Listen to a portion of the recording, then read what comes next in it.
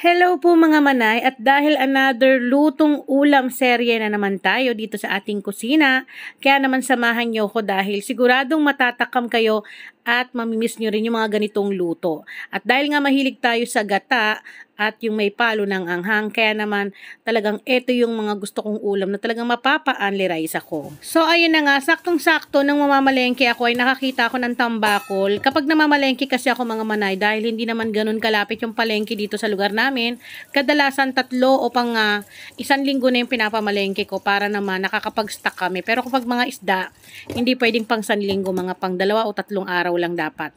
So yun nga, nakabili ako ng tambakol at itong ating talong na ilalagay ko sa ating ginataan. Maglalagay din ako ng pechay para naman masarap-sarap at mas maraming gulay. Sa pechay, kapag naglilinis ako, ganito po talaga ginagawa ko. Iniisa-isa ko yan, yung bawat tangkay, tinitignan ko kasi minsan hindi natin napapansin, merong mga nakasingit na mga insekto o mga dumi o lupa pa mula dun sa pinanggalingan ng ating nabiling gulay. Then, hihiwain ko lamang to sa gitna. Gagawin ko nga 2 na hati yung ating pechay para naman maparami ko siya. Lalo na dito sa lugar namin, napakamahal ng gulay. Kapag dumadayo ako at gusto ko mapamura, dumadayo po talaga ako sa Caloocan, sa Bagong Silang, Phase 1. O ayan, kaway-kaway sa mga nakakasalubong ko na mga followers ko kapag namamalengke ako doon. Kasi nga doon ay baksakan ng mga gulay mula sa galing ng Balintawak, kaya talagang mura. So ito nga, pagkatapos ko mahiwa yung ating talong, pechay, susundan ko na rin ang paghihiwa ng ating mga samya gaya ng luya. Kasi yung luya, pampatanggal yan ng lansa. Then, gagamit din tayo ng medium size ng sibuyas na pula. Or pwede rin naman ng puti, pero para sa akin mas mainam na pula yung gagamitin natin kapag ganitong mga lulutuin natin kasi mas matapang yung aroma ng sibuyas na pula. Sinundan ko na rin yan ng bawang. Then dito maglalagay o maghahalo po ako ng baboy. Mas pinili ko yung mas mataba kasi mas gusto ko to dun sa ating lulutuin. Mas malasa at talagang nakakadagdag siya ng linamnam. Pero kung hindi kayo kumakain ng baboy, wag nyo na lang pong lalagyan. Then sinundan ko na rin, naghiwa ako rito ng kalamansi. Itong kalamansi, ihahalo ko po yan sa ating isda mamaya kapag binabad natin. So ito na nga yung ating tambakol. Hihiwain ko lamang to ng katamtaman ng laki.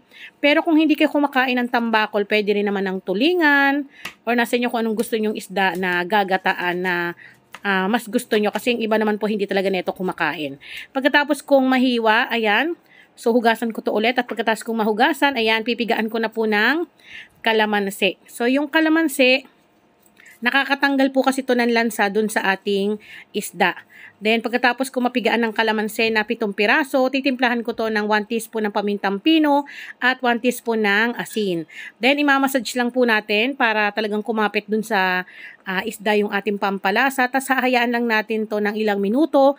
Then, pwede na tayo mag-ready para sa ating pagluluto kasi ipiprito natin to. So, yes, tama po yung narinig ninyo. Kailangan natin iprito yon, or kung ayaw nyong iprito, pwede naman. Pero bago ko yun iprito, habang nakababad yon, ipiprito ko muna yung ating talong. So, yung talong, piniprito ko po para kapag nilagay ko siya mamaya sa ating gata, hindi siya magkadurog-durog. Pero again, kung ayaw nyong iprito, pwedeng-pwede naman. Pagkatapos ko maprito ng bahagya, pag ganyan na po, ay hahanguin na natin isa-isa. Ganyan lang kadali. Then, isusunod na natin yung ating minarinade na isda. So, yan. Kaya ko rin piniprito yung isda para po nakakales ng lansa. Nakakatulong din ang pagpiprito natin para hindi siya magkadurog-durog kapag ginataan natin. Pero again, pwede rin naman na rekta. Pero nasa inyo kung gusto nyong iprito. Ako kasi piniprito ko pa. So, yan. Makalipas ang ilang minuto, kapag okay na, pwede na natin tong hanguin isa-isa. Pero ito, iiwan ko muna. Then, kapag okay na, ayan. So, kinuha ko na lahat at pwede na tayong magluto para sa ating paggagata.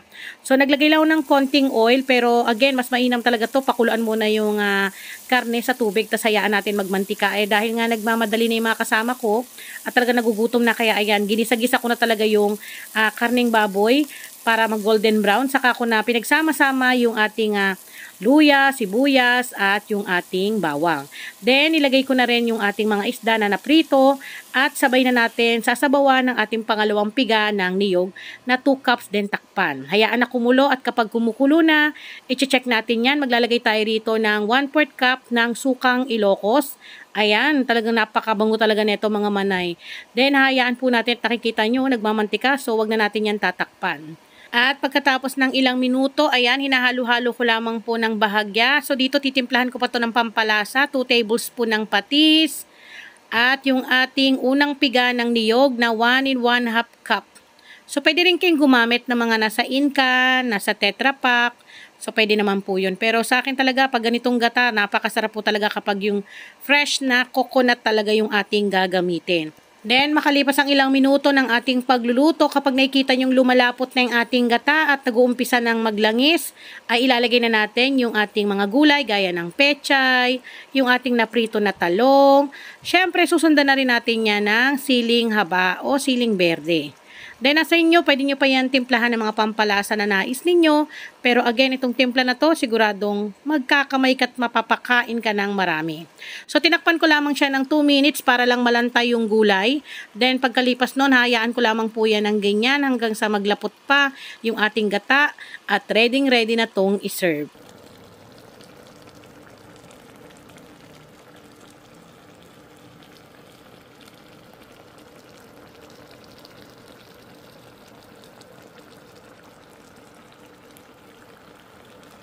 So, yan, titikman na natin. Hindi titikman to, kundi kakainin na talaga. So, hindi pwede dito ang diet kapag ganito ang ulam.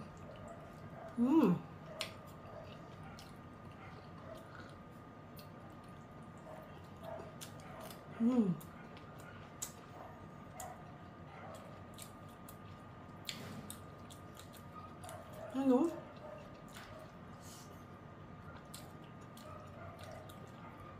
Grabe. Nakakagana talaga kapag ganito ulam.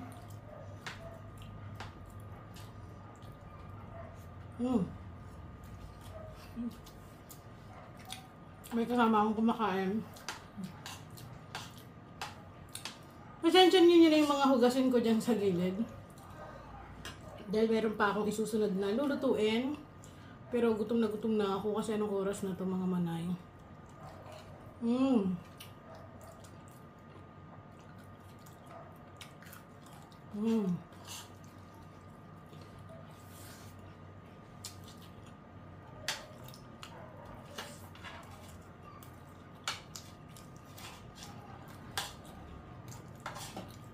Masarap talaga yung bago mong gagataan.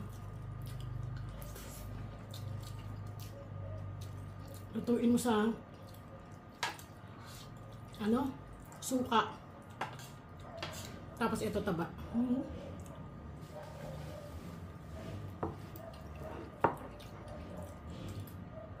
Pasintabi ko dun sa mga nanonood ng gabi at nagugutom.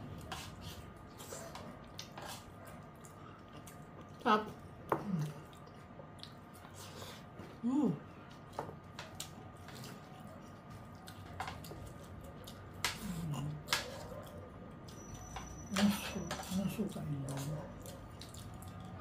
Lalo na yung gano'n na suka. Yung sukang Iloko. So, ayan mga manay, hanggang dito na lang. Dalalam ko, natatakam na kayo dyan. Pasensya na ha. Kain po tayo. I-try nyo itong ating panibagong pagluluto ng pagluluto ng ating tambakol na ginataan. So, kain po tayo.